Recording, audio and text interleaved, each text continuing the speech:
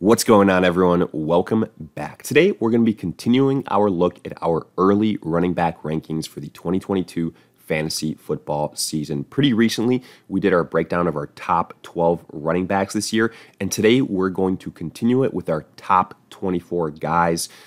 So should be pretty good, pretty interesting. As always, if you guys enjoy, hit that like button, subscribe, give us a follow on Twitter at AllDayPigskin to continue interacting with us there.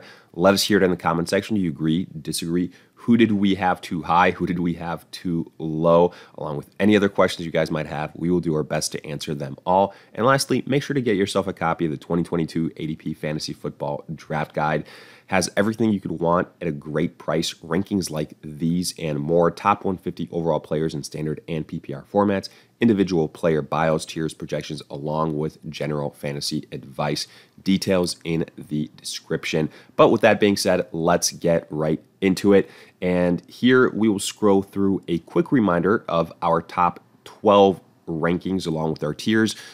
So just as a reminder, this is based on PPR format scoring. I will touch on where these guys land on standard formats, but for the most part, again, keep in mind this is PPR based. Now, as a quick recap, our first 12 guys were McCaffrey, Jonathan Taylor, Austin Eckler, Dalvin Cook, Derrick Henry, Najee Harris, Aaron Jones, Alvin Kamara, DeAndre Swift, Saquon Barkley, Joe Mixon, and then Travis Etienne in that order. But now looking at our next group of guys, starting obviously at 13, let's begin with one Ezekiel Elliott of the Dallas Cowboys. And with Zeke, you know, he's an intriguing guy because all he does is continue to put together top 10 season fantasy scoring wise after top 10 season, yet he just doesn't get the love right now at this point in time, even though I do believe his ADP will rise. You know, there's just maybe some younger, sexier names, some better pass catchers, and I think a lot of it has to do with some recency bias towards what we saw from Tony Pollard and the fact of that the Dallas Cowboys used him more than ever this last season, and he looked good. While Ezekiel Elliott, you know, it's seemingly like gone are the days where he's a top 3 running back selection, where he's going to be the workhorse, where he is just going to get carry after carry, and he's going to be staying on the field for as long as he did in years prior. But in my opinion, the guy could very well be a top 10 running back again. Even having him here at 13 feels a little bit way too low. It's just more so that I think there's some other guys that I'm a little bit higher on than consensus. That's why Zeke lands here for me. But he's one of my absolute favorite steals right now at his current ADP. You can get the guy pretty much, honestly, across every platform in the 3rd round, which I think is absolutely ludicrous. I still think he has worst case back end RB1 potential. He's in a good offense. And the thing for me is last year, you know, the Cowboys made it known that Zeke got hurt early on, like week 4, week 5. And specifically, they said that's the reason why we gave Tony Pollard so many more carries. You know, if it wasn't for that injury, I think Zeke would have had some numbers that we were more accustomed to. And even with that season-long injury, he was still a top 10 running back. So assuming that he's perfectly healthy in 2022, I think he's absolutely going to outproduce his current ADP and prove to a lot of people that he should have been continued to be drafted as a top 10 running back. So for that reason, I think Zeke here at number 13, great value to kick off this list. Then number 14, we go to David Montgomery of the Chicago Bears. And with Montgomery, it's that classic situation. Even though you're on a bad team, you can still be a good fantasy producer. So here, a lot of the logic is with Montgomery. I like him in PPR formats more so than standard formats because I think he's going to be the beneficiary of a lot of those, you know, quick dink and dump passes from Justin Fields. When you look at the pass catchers on this team, it's Darnell Mooney, it's Cole Kmet, it's David Montgomery. Mooney's the number 1, and then however you want to say the number 2 guys, whether it's Monty, whether it's Kmet, you can have a conversation. But I think Montgomery is going to have a lot of success in the pass catching department. That's why I have him Probably a little bit higher here than some others might. If we're talking standard format, I'd have him lower on this list. But at the end of the day, I do think Montgomery is going to be a major piece. If you're looking at just the rushing yard total, then I would be a little bit concerned because that Chicago Bears offensive line, not the best. And there's definitely going to be situations where they're going to have to abandon the run. But again, going back to the pass catching aspect of it all, and this being PPR based, I do think Montgomery is going to be able to salvage some weeks, and in those scoring formats have a higher floor than you might anticipate. So for that reason, he is in this mix right here. But I will say, to be fair, when we get to this like 14 to like 18 mix, a lot of these guys, to me, are interchangeable. Yes, we are still in our tier 3 group of running backs, but once we get towards the back end of it, it's very close. So, you could nitpick a lot of these selections and rankings. Moving on to number 15, we've got Leonard Fournette of the Bucs, a breakout of last season. Some people are going to say, how can you have him ranked this low? Honestly, it's a multitude of reasons.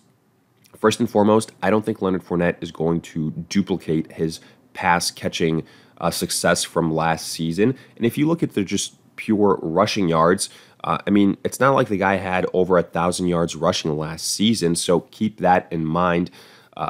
I still think that offensively, the Tampa Bay Buccaneers, pass catching wise, it's going to be Mike Evans, it's going to be Russell Gage, Chris Godwin whenever he returns.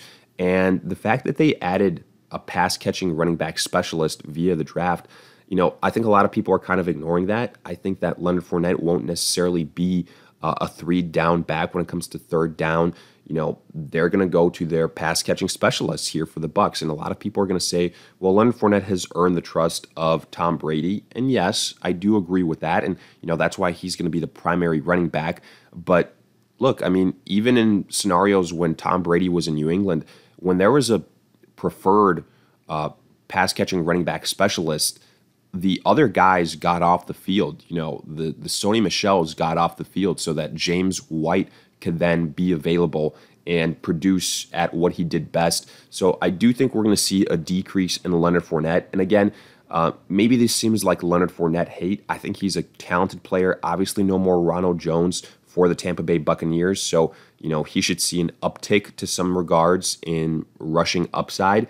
But there's just a lot of younger guys returning from injury that I prefer more. Like, I don't see how you can't have a DeAndre Swift in a full PPR scoring ranked above a Leonard Fournette, or a fully healthy, assuming there's no suspension, Alvin Kamara ranked ahead of Leonard Fournette. So just using that as an example. But either way, I do think that Leonard Fournette is, again, going to be in that back-end RB1 conversation. I wouldn't be drafting him in the first round, but towards the end of the second round, then Leonard Fournette is somebody that I'd be taking a chance on.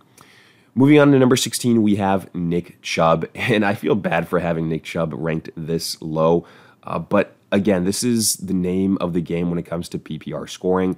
If it was standard scoring, Nick Chubb would be a no doubt top 10 running back, a guy that I'd be okay taking in the first round. But since we're talking PPR and Chubb has to contend with a Kareem Hunt and honestly just isn't utilized in that way to begin with, Nick Chubb isn't somebody I would take in the first 2 rounds. He's a third-round selection for me. And with the whole Deshaun Watson situation being what it is, it's a little bit of a mess right now. But honestly, to be completely frank with you guys, whether it's Deshaun Watson or any other running back, or any other quarterback, I should say, the running back position is going to be the one that's least affected by it, whether Watson is available for the Browns or not, because if anything, the Browns without Watson are going to continue to be a run-heavy team and focus on that role and featuring Nick Chubb and Kareem Hunt and D'Ernest Johnson, whatever that combination might be. But the fact is Nick Chubb is going to be highest on that list. However, if he only gets you like 20 to 30 catches on the season, he's going to lose a lot of value in PPR formats. Sure, he might have over 1,000 yards rushing and, 10 to 12, let's say between 10 and 15 touchdowns. But if you don't contribute much as a pass catcher, you're going to be penalized for it in PPR formats, and that's exactly what you see here. And then when you factor in that he's going to get vultured from time to time by Hunt, by Johnson, by that combination of guys, then he slides a little bit further down our list, and why he ultimately kind of rounds out this tier 3 group of running backs. Now, speaking of our next group of tiers, we go to tier 4, and we kick it off here with one Josh Jacobs. And Jacobs, to me, is a little bit of a tough guy to rank because last season he finished out the year in very high-end fashion. But the reason for that is because, he was excelling in an area that we hadn't seen before, and that's him being a pass catcher. However, that is not going to continue in 2022, and I think makes him a potential big-time regression candidate this season because, at points last year, he was the number 2 target for Carr behind Hunter Renfrow. Now, with a healthy Darren Waller, he's going to be ahead of him. With Davante Adams, you better believe he's going to be ahead of him. With Hunter Renfrow still there, he's going to be ahead of him. Kenyon Drake back healthy, running back help added via the draft. All those guys potentially in terms of pass catching ability ahead of Josh Jacobs. The one thing that he does have going for him, though, is that the Raiders are potentially going to run him into the ground this season because they did not give him a long-term contract. And what usually happens in those scenarios is teams just ride the wheels off of those running backs that they're going to have for one last season. And that's what can happen with Josh Jacobs here. I do think this Raiders offense is going to be immensely improved with Davante Adams and with Carr taking a next step forward. So I do think there's higher touchdown upside for Josh Jacobs, which I like. There's higher, rushing yard upside, which I do like as well. But the pass catching upside is pretty much gone, in my opinion. That's why I have him in this tier 4 group. In standard formats, I would have him a little bit higher, but I just don't think you're going to see late season Josh Jacobs from last year, this year, all season long. I think it's going to be a combination of early on in the year where he's a little bit touchdown dependent, unfortunately, kind of what we've seen from Josh Jacobs for the majority of his NFL career so far. So for that reason, I have him here at that number 17 spot, but do realize he does have some of that upside because the Raiders are just going to run him into the ground potentially. Next up, we've got Javonte Williams of the Denver Broncos. A lot of people are going to have big problems with this one because, you're going to see Javonte Williams potentially being an end of the first round selection or an early second round pick. No chance in how I do that. And the reason for that is because out of all the players that we've named so far, there's so many of them, even if you want to have Williams like 2-3 spots higher, that are in non-running back by committee situations. And that is a big deal when it comes to fantasy success at the running back position. Like with Javonte Williams, Melvin Gordon is still there, folks. Melvin Gordon outscored Javonte Williams in certain formats last season. Like that is not a, that's not a little deal. Like Melvin Gordon was specifically brought back by the Denver Broncos. Yes, it took a little bit of time, and Javonte Williams will probably, slowly get a bigger chunk of this kind of usage in this committee, but I don't think he's just going to run away with it. I still think Melvin Gordon is going to have something to say about this backfield and about Javonte Williams 100% breaking out this year. Like Melvin Gordon is a capable guy. It's a capable 1-2 punch. And even if it's, like a 55-45 split, 60-40 split, I think it's going to be just enough to the point where you're going to have headaches on a week-to-week basis where both these running backs are going to be touchdown dependent. And that just makes for a bad situation for fantasy purposes. Like neither one of them is going to have huge reception numbers because the other one will be involved in that category as well and can do it there too.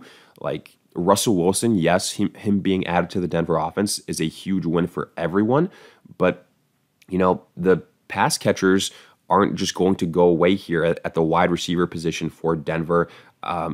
And at the end of the day, even though these guys, Williams and Melvin Gordon, might have higher touchdown upside, I continue to say they're going to vulture each other. There's going to be on and off weeks for both these running backs. And right now, just looking at value, when Javonte Williams is going in the second round of drafts, and Melvin Gordon, you can have him like 4 or 5, 6 rounds later, to me, he screams the better value in Denver. Now, sure, if one of these guys, let's say Melvin Gordon, gets injured for the majority of the season, then yes, Javonte Williams is, I will admit, a league winner, and he should be a top 10 running back. But we can't plan for that.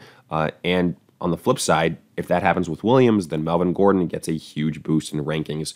So keep all those things in mind. I will admit, though, however, that in terms of just purely upside, Williams definitely gets the edge in that department compared to Gordon. He's younger, and just probably for that reason, less tread on the tires is going to get more usage, and is a guy that's going to have probably better stats when it's all said and done. That's why, obviously, even though we think Melvin Gordon is still going to be a factor in this offense, we don't list him as a top 24 running back. But in the same breath, we do have to dock Javonte Williams in our rankings. A lot of people are going to have an issue with that. But again, running back by committees in fantasy football, they absolutely burn you at the running back position. Next up, we go to James Conner of the Arizona Cardinals, another guy that absolutely broke out last season. He comes in at number 19, similar to like a Leonard Fournette. He took advantage of Chase Edmonds being injured, and then, he just had a lot of success, never really looked back. And now he is the lead running back for the Arizona Cardinals. Yes, they added some names via free agency, but none of them were like huge guys, big-time established running backs, and guys that can, potentially threaten the top running back spot for James Conner. So I still feel good about James Conner being in that, I'd say, low-end to high-end RB2 range. The reason why I have him a little bit lower, probably than some people might expect, is I'm anticipating touchdown regression. It comes back down to that. He had so much touchdown success last season, a big reason why he was so great for fantasy football purposes. But if you look at just the yardage, if rushing wise and even pass catching wise, I don't think he quite has that same upside that he did back in the Pittsburgh days. Also, you pair him with Kyler Murray, who is a guy that's going to get his rushing yards at the quarterback position. It's going to take away a little bit. On top of that, Conner has had an injury history, so that just makes him a little bit riskier. If you have to potentially plan for a couple of games where he might miss something like that. But he is a good value. If you take him in the second round, that's a little bit too rich for my blood. If you can get him in the third round, which I have seen here and there, then I do think that is a good value. However, if you're looking for the same type of production that you saw from him last year, I do think that's where you get in a little bit of trouble and where you're going to be disappointed. Moving on to number 20, we have Antonio Gibson of the Washington Commanders now. And Gibson is a lot lower on my list compared to last season because, simply put, Washington continues to just commit to a committee approach at the running back position. We thought J.D. McKissic was going to be gone and on his way to Buffalo. Nope, he returned. So the pass catching role ain't going the way of Antonio Gibson. We thought, at least Gibson is going to be the pure rusher. Then Washington drafts Brian Robinson in the NFL draft, and Ron Rivera says, okay, I imagine a 1-2 punch between Gibson and Robinson, kind of like D'Angelo Williams and Jonathan Stewart back in the day of Carolina when he was the head coach there. So that's another reason why Gibson is down our rankings. He's not going to be the top pass catching option. He's going to get vultured from time to time as well, not only from McKissic but from Robinson as well. He's a guy that was more so of a pass catching specialist in college, a little bit smaller, gets, again, injured here and there type of situation. So not exactly the most durable guy. So you have to take that into account. And again, I think compared to last year, sure, he was technically, if you look at the rankings, like an RB1, but it was super inconsistent, very frustrating. And I think it's going to be a situation this year where there's just a lot better options ahead of him. I don't feel good about him as an RB1. I think this is like firmly where you're in the RB2 category. In this tier 4 group of guys, the first 3, I think you could have made an argument, Josh Jacobs, Javonte Williams, and James Conner as being RB1s, but Antonio Gibson, I think that's firmly where you're like, okay, he is an RB2, just way too many things, I think, going against him. Even with Carson Wentz in Washington, I don't think that's necessarily going to help Antonio Gibson all that much, so for that reason, he comes in at this number 20 spot. Next up at 21, we've got Miles Sanders. And honestly, like these next couple of guys, I think are all in the same category of what you might expect. With Miles Sanders, okay, he's the top running back for the Eagles, but does that count for all that much when Jalen Hurts is potentially going to have more rushing yards and more rushing touchdowns than you? So, we're kind of in like that Lamar Jackson, whoever the running back for the Ravens is type of conversation. Also, Miles Sanders is going to lose usage to a guy like Kenneth Gainwell, so you have to keep that in mind. And then the Eagles, they just go through stages where they don't ride Miles Sanders. We saw it last season, like there was Boston Scott weeks. There was Gainwell weeks, and then there was like Jalen Hurts weeks, and then it's Miles Sanders. So for that reason, Miles Sanders is not an RB1 for me. He is going to be an inconsistent up and down RB2. I will say, though, you can get him at a decent value. So from that perspective, he is intriguing. Like you can get him potentially like in the 5th round, which I do think is good value. But at the end of the day, especially even with the Eagles adding more pass catchers like an A.J. Brown, if they, kind of shift from being a run-heavy team where, Miles Sanders and the other running backs are a big part of this offense, and that's going to hurt Sanders and those guys even more so. So for that reason, I can't have Miles Sanders in my top 20 running backs. Next up, we have J.K. Dobbins of the Ravens, and pretty much everything that I said about Miles Sanders, you can copy and paste to J.K. Dobbins. The one thing that you will have to say about Dobbins is he's coming off an ACL injury, so that makes him a little bit riskier.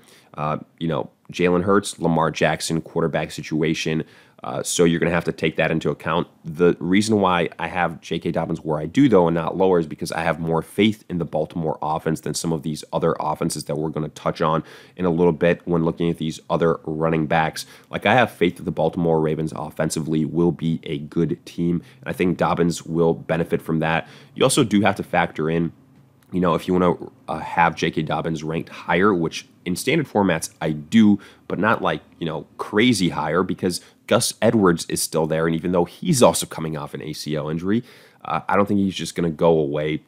But Dobbins, like, to me, I think he's just a Nick Chubb light version, if that makes sense right now for fantasy football purposes.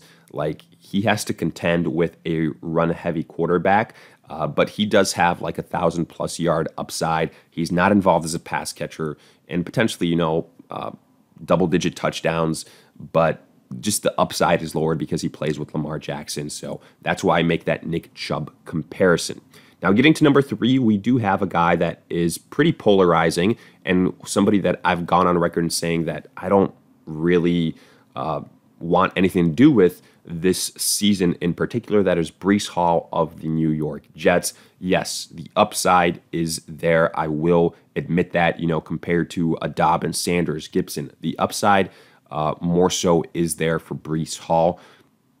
But, he's still on the Jets, and that does scare me. And I do think that is something you have to factor into the equation. Like, the Jets historically have not been a good team. And yes, you can make the argument just because you're not on a good team, you can still be a good fantasy producer. I made that argument for David Montgomery.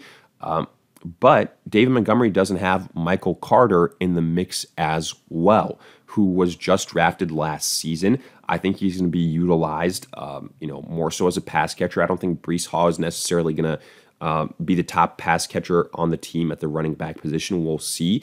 And all those things that I said about, Montgomery and the Bears' lackluster offense, I think you can say the same thing for this Jets offense. Like, I don't believe in Zach Wilson. I don't believe in this Jets offense. There's going to be negative game scripts here where the rushers are going to be, just kind of out of the game script, and that's going to hurt them. So for that reason, and the fact that, even more so the price tag for Breece Hall. Like, I've seen him drafted ahead of a David Montgomery, ahead of a Josh Jacobs, ahead of a Nick Chubb, something like that. To me, that's absolutely wild. Like, I've seen Breece Hall being drafted in the early third round of drafts. To me, that's way, way too optimistic. So for that reason, I can't get behind Breece Hall being that high in the rankings.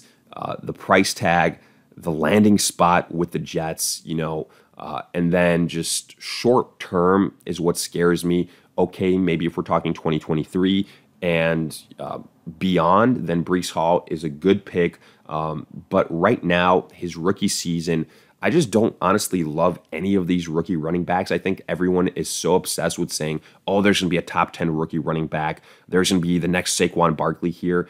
And I don't think that just happens every single year.